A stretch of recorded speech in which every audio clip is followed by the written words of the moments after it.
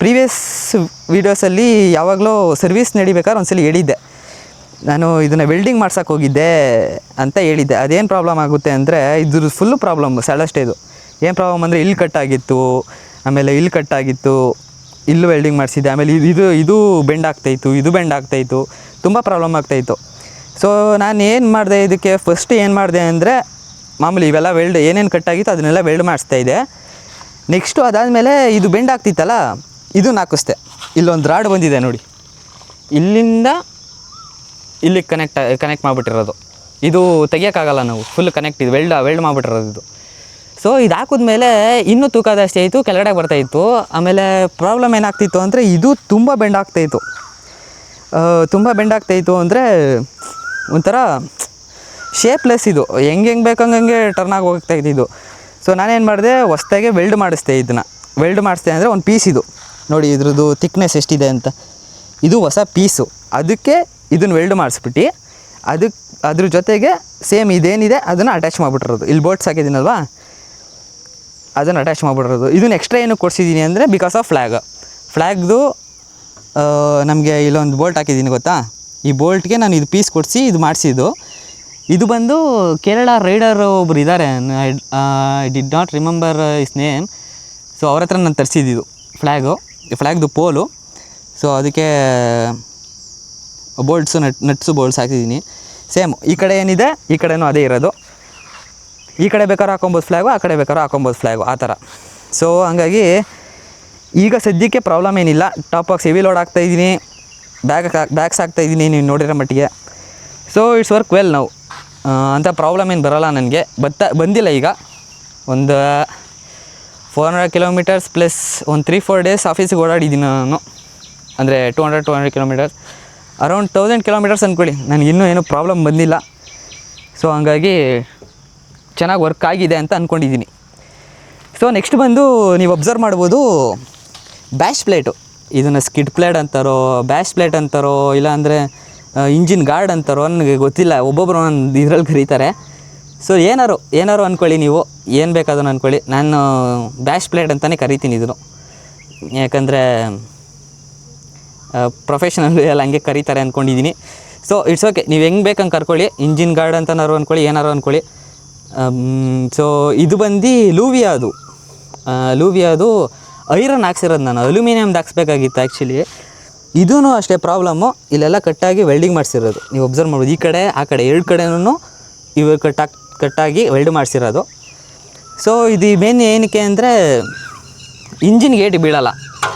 ಅಂದರೆ full strong ಆಗಿಲ್ಲ ಅಂತ ಅಲ್ಲ, ಬಟ್ ಸ್ಟ್ರಾಂಗ್ ಆಗಿರೋದಕ್ಕೇ ಟಚ್ ಆಗಿ ಇದು ಇದಾಗ್ಬಿಟ್ಟಿದ್ದಿತ್ತು. ಸೊ ಅದನ್ನು ವೆಲ್ಡ್ ಮಾಡಿಸಿದ್ದೀನಿ. ಸೊ ನೀವು ಪ್ರೀವಿಯಸ್ ವೀಡಿಯೋಸಲ್ಲಿ ನೋಡಿದರೆ ಫುಲ್ಲು ನಾನು ಕಂಪ್ಲೀಟಾಗಿ ಗಾಡಿ ಎಲ್ಲ ಚೇಂಜ್ ಮಾಡಾಕ್ಬಿಟ್ಟಿದ್ದೀನಿ. ಕಾರ್ಬೊರೇಟ್ರು, ಆಮೇಲೆ ಒಳಗಡೆ ಇಂಜಿನ್ ಪಾರ್ಟ್ಸು, ಆಮೇಲೆ ವೈರಿಂಗ್ ಕಿಟ್ಟು, ಅದು ಇದು ಏನೂ ಬಿಟ್ಟಿಲ್ಲ, ಎಲ್ಲ ಚೇಂಜ್ ಮಾಡಿಬಿಟ್ಟಿದ್ದೀನಿ. ಆ್ಯಕ್ಸಿಲೇಟ್ರ್ ವೈರು, ಕ್ಲಚ್ ಕೇಬಲ್ಲು, ಏನು ಹೇಳ್ತೀರಾ, ಆರನ್ನು ನೀವೇನು ನೇಮ್ ಮಾಡ್ತೀರಾ ಅದನ್ನೆಲ್ಲ ಚೇಂಜ್ ಮಾಡಿಸ್ಬಿಟ್ಟಿದ್ದೀನಿ ನಾನು, ಆ ಥರ. ಸೊ ಹಂಗಾಗಿ ಇದು ಎಕ್ಸ್ಟ್ರಾ ಫಿಟ್ಟಿಂಗು. ಸೊ ಆಮೇಲೆ ಇದು ಬಾಟಲ್ ಹೋಲ್ಡರು, ನಿಮಗೆಲ್ಲ ಗೊತ್ತಿರುತ್ತೆ, ಪ್ರೋಸ್ಪೆಕ್ದು ಬಾಟಲ್ ಹೋಲ್ಡರು. ಇದನ್ನು ನಾನು ಅವಾಗವಾಗ ಚೇಂಜ್ ಮಾಡ್ತಾಯಿರ್ತೀನಿ. ಒಂದ್ಸಲಿ ಇಲ್ಲಿ ಹಾಕ್ತೀನಿ, ಒಂದ್ಸಲಿ ಮುಂದೆ ಹಾಕ್ತೀನಿ, ಒಂದ್ಸಲಿ ಇಲ್ಲಿ ಇಂಜಿನ್ ಹತ್ರ ಹಾಕ್ತೀನಿ. ಎಲ್ಲಿ ಬೇಕಲ್ಲಿ ಹಾಕೊಬೋದು. ಇದ್ರದ್ದೇನು ಇಶ್ಯೂ ಬರೋಲ್ಲ. ಸೊ ಆ್ಯಕ್ಚುಲಿ ಟಾಪ್ ರ್ಯಾಕು ಮತ್ತು ಸೈಡ್ ಸ್ಟೇಜ್ ಜೊತೆ ಅವ್ರದ್ದೇ ಕೊಟ್ಟಿರೋದು ಸೀಟು. ಇದನ್ನೇನಕ್ಕೆ ಹಾಕಿರೋದು ಅಂದರೆ ಪಿಲಿಯನ್ಗೆ ಕಂಫರ್ಟ್ ಅನ್ನೋದಕ್ಕಿಂತ ನಾನು ಪಿಲಿಯನ್ ಯಾರನ್ನೂ ಯೂಶ್ವಲಿ ಕುಣಿಸ್ಕೊಳ್ಳಲ್ಲ ಪಿಲಿಯನ್ನ. ಸೊ ಇದನ್ನೇನಕ್ಕೆ ಹಾಕಿರೋದು ಅಂದರೆ ಬ್ಯಾಗ್ ಹಾಕಬೇಕಾದ್ರೆ ಸ್ವಲ್ಪ ಮುಂದೆ ಬರಲಿ ಅಂತ ಬ್ಯಾಗು. ಬ್ಯಾಗು ಇಷ್ಟು ಮುಂದೆ ಬಂದರೆ ನಾನು ಕಂಫರ್ಟಬಲಾಗಿ ಕುಂತಿರ್ತೀನಿ, ಒರಿಕೊಬೋದು. ಇಲ್ಲಿ ಕುಂತ್ಕೊಂಡ್ರೆ ನಾನು ಸ್ವಲ್ಪ ಹಿಂದೆ ಬರಬೇಕು, ಅದು ಜಾರಿ ಮುಂದೆ ಬರ್ತಾ ಇರುತ್ತೆ. ಸೊ ಅದಕ್ಕೋಸ್ಕರ ಇದನ್ನು ಇನ್ಸ್ಟಾಲ್ ಮಾಡಿಸ್ದೆ.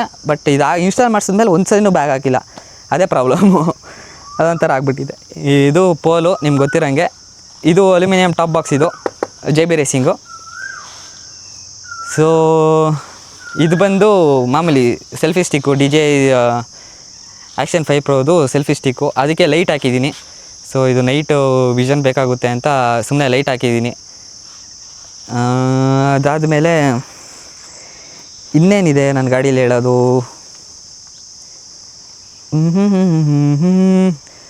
ಅದೇ ನಾನು ಹೇಳಿದ್ನಲ್ಲ ಎಲ್ಲ ಚೇಂಜ್ ಮಾಡಿಸಿದ್ದೀನಿ ಅಂತ. ಫ್ಯೂಯಲ್ ಇದನ್ನು ಚೇಂಜ್ ಮಾಡಿ, ಇದನ್ನು 3-4 ಸರಿ ಚೇಂಜ್ ಮಾಡಿಸಿದ್ದೀನಿ. ಈ ಶೋರೂಮಲ್ಲಿ ತೊಗೊಂಡ್ಮೇಲೆ ನನಗೆ ಇದು ಸರಿ ಹೋಗಿದ್ದು, ಒರಿಜಿನಲ್ ತೊಗೊಂಡ್ಮೇಲೆ. ಅಲ್ಲಿವರೆಗೂ ಡೂಪ್ಲಿಕೇಟ್ ಹಾಕಿ ಒಂದು 3-4 ಸಲ ಇದು ಸಿಕ್ಕಾಬಿಟ್ಟೆ ಬೇಜಾರು ಮಾಡಿಬಿಟ್ಟಿತ್ತು ನನಗೆ. ಫ್ಯೂಯಲ್ ಟ್ಯಾಪು ಅಲ್ಲಿ ಆಯಿಲ್ ಲೀಕ್ ಆಗ್ತಾಯಿತ್ತು, ಅಲ್ಲಿಂದ ಇಲ್ಲೆಲ್ಲ ಬಂದ್ಬಿಡ್ತಾಯಿತ್ತು. ಸೊ ಅದೊಂದು ಸಿಕ್ಕಾಪಟ್ಟೆ ಬೇಜಾರಾಗ್ತಾಯಿತ್ತು. ನೆಕ್ಸ್ಟ್ ಬಂದು ಇದು ಪ್ರೋ ಟೇಪರ್ದು, ನಿಮಗೆಲ್ಲ ಗೊತ್ತಿರುತ್ತೆ, ನಾರ್ಮಲ್ ಇದು. ಸುಮ್ಮನೆ ಹಾಕಿದ್ದೀನಿ, ಬಟ್ ಇದರಲ್ಲೂ ಕೊಳೆ ಆಗುತ್ತೆ. ಐ ಆಮ್ ಶ್ಯೂರ್ ಇದರಲ್ಲೂ ಕೊಳೆ ಆಗುತ್ತೆ, ಬ್ಲ್ಯಾಕ್ ಕಲರ್ ಮಾರ್ಕ್ ಆಗುತ್ತೆ. ನನ್ನ ಕ್ರಾಕ್ಸ್ ನೀವು ನೋಡ್ಬೋದು, ಬ್ಲ್ಯಾಕ್ ಕಲರ್ಗಾಗಿದೆಯಾ, ಇದೆಲ್ಲ ಇದ್ರದ್ದೇನೆ. ಅದು ಪರ್ಟಿಕ್ಯುಲರ್ ಜಾಗದಲ್ಲಿ ಇದ್ರದ್ದೇನೆ ಪ್ರಾಬ್ಲಮ್ ಆಗೋದು. ಸೊ ಅದಾದಮೇಲೆ ಇದು ಬಂದು ಸೈಡ್ ಸ್ಟ್ಯಾಂಡು, ಶೂ ಅಂತ ಏನೋ ಕರೀತಾರೆ ಇದನ್ನು, ಎಕ್ಸ್ಟೆಂಡರ್, ಸೈಡ್ ಸ್ಟ್ಯಾಂಡ್ ಎಕ್ಸ್ಟೆಂಡರ್ ಅಂತ ಕರೀತಾರೆ, ಆಮೇಲೆ ಶೂ ಅಂತ ಕರೀತಾರೆ. ಇದನ್ನು ಅಷ್ಟೇ, ಒಬ್ಬೊಬ್ಬರು ಒಂಥರ ಕರೀತಾರೆ. ಸೊ ಇಟ್ಸ್ ಓಕೆ, ಏನಾರು ಅಂದ್ಕೊಳ್ಳಿ, ನಾನು ಎಕ್ಸ್ಟೆಂಡರ್ ಅಂತ ಕರಿತೀನಿ ಇವಾಗ. ಇದು ಆ್ಯಕ್ಚುಲಿ ಬಂದು ಪಲ್ಸರ್ 220 ಅಲ್ಲ, ಎಕ್ಸ್ಪಲ್ಸ್ದು. ನಾನು ಆ್ಯಕ್ಸೆಲ್ ಬ್ಲೇಡ್ ತೊಗೊಂಡು ನನಗೆ ಹೆಂಗೆ ಬೇಕಂಗೆ ಕಟ್ ಮಾಡಿಕೊಂಡು ಹಾಕಿರೋದು. ಬಟ್ ಇದು ಸ್ಟಿಲ್ ಕರೆಕ್ಟಾಗಿ ಫಿಟ್ ಆಗಿಲ್ಲ. ನೀವು ವೈಬ್ರೇಷನ್ ನೋಡ್ಬೋದು, ಎಷ್ಟೇ ಟೈಟ್ ಮಾಡಿದ್ರೂ ಆ ವೈಬ್ರೇಷನ್ ಇದ್ದೇ ಇದೆ. ಸೊ ಬಟ್ ಕೆಲಸ ಅಂತೂ ಮಾಡ್ತಾಯಿದೆ, ಬಟ್ ವೈಬ್ರೇಷನ್ ಇದೆ. ಸ್ಟಾರ್ಟಿಂಗ್ ವೈಬ್ರೇಷನ್ ಇರಲಿಲ್ಲ, ಈಗ ಆ್ಯಕ್ಚುಲಿ ವೈಬ್ರೇಷನ್ ಆಗಿರೋದು.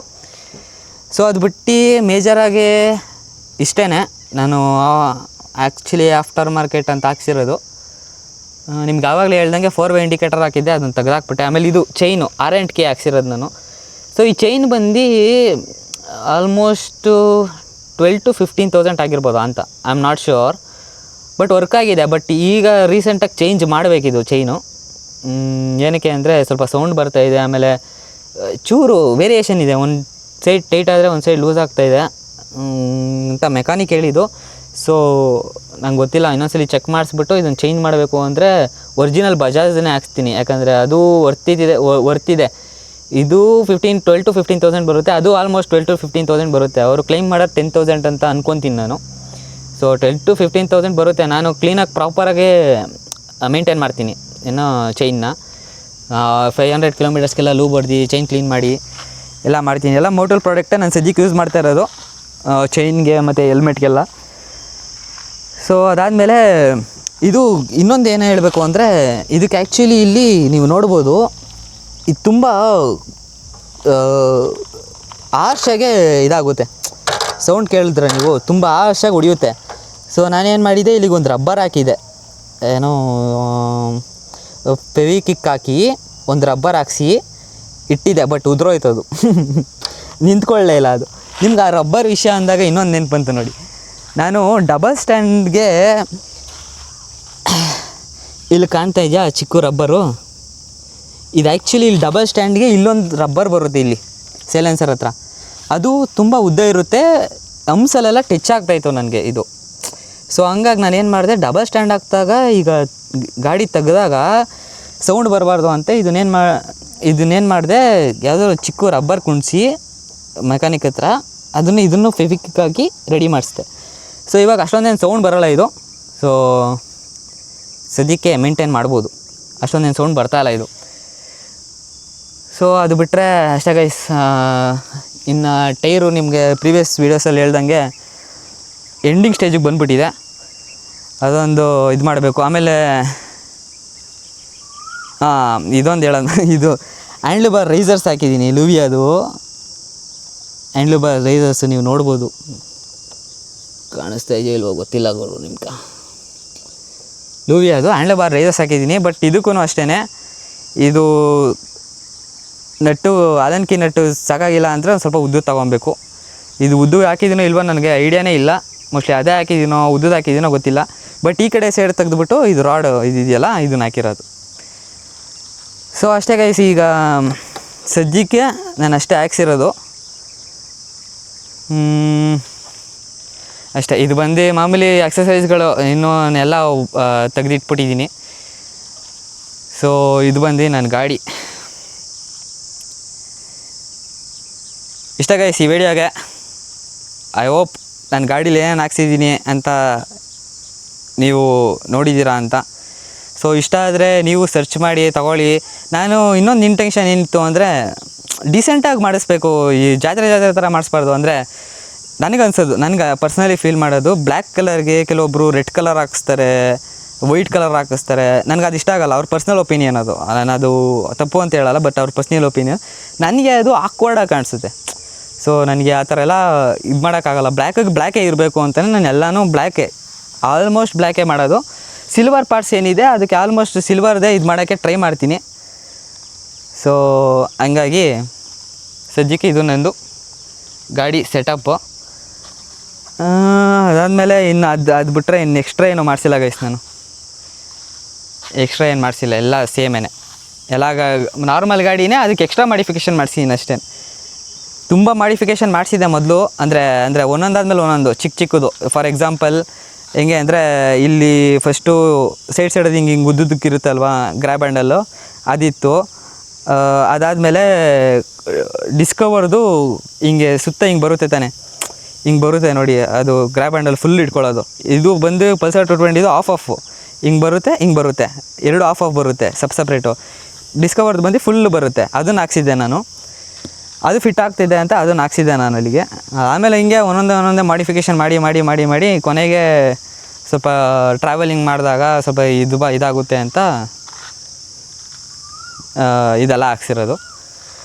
ಸೊ ಇಷ್ಟೇ ಗೈಸ್ ಈ ವಿಡಿಯೋಗೆ. ಐ ಹೋಪ್ ಈ ವಿಡಿಯೋ ಇಷ್ಟ ಆಗಿರುತ್ತೆ ಅಂತ.